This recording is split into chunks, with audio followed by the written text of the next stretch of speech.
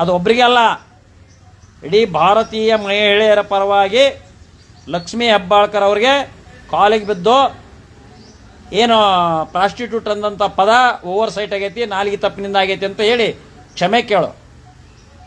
ಇಲ್ಲಪ್ಪ ಅಂದ್ರೆ ಬೀದಿ ಕೇಳೋದು ಹೋರಾಟ ಮಾಡ್ತೇವೆ. ಸಿ ಟಿ ರವಿ ಬಿಟ್ಟು ಬಿಡೋ ಇದನ್ನು ಬಿಟ್ಟು ಬಿಡೋ ನೀನು. ಏನು ದೊಡ್ಡ ಹಂಗ ಏನು ಇದನ್ನು ಮಾಡ್ತದ ನೀವು. ಇವತ್ತು ಇವಂದ ಸರ್ಕಾರ ಐತಿ ಅಂತ ತಿಳ್ಕೊಂಬಿಡ್ತಾನೆ ಇವನು. ಕರ್ನಾಟಕದಾಗ ನಿಂದು ಇಲ್ಲ ಸರ್ಕಾರ, ನಿಮ್ಮ ಅಪ್ಪಂದು ಇಲ್ಲ. ಅದು ಜನಪರ ಸರ್ಕಾರ ಐತಿ, 136 ಸೀಟು. ಮೊನ್ನೆ 3ಕ್ಕೆ 1 ಗೆದ್ದರೆ ನಿಮ್ಮ ಮಕ್ಕಕ್ಕೆ 1 ಗೆಲ್ಲೋದಾಗಲಿಲ್ಲ, ನಾಚಿಕಾಗಲಿಲ್ಲ. ಮಾಜಿ ಮುಖ್ಯಮಂತ್ರಿ ಮಗ ಸೋಲ್ತಾನ.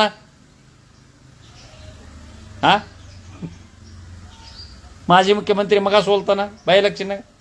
ಸೊಂಡೂರ್ನ ಸೋತರು, ಅಲ್ಲಿ ಮಾಜಿ ಮುಖ್ಯಮಂತ್ರಿ ಮಗ ಸೋಲ್ತಾನ, ಕೇಂದ್ರ ಮಂತ್ರಿ ಮಗ ಸೋಲ್ತಾನ.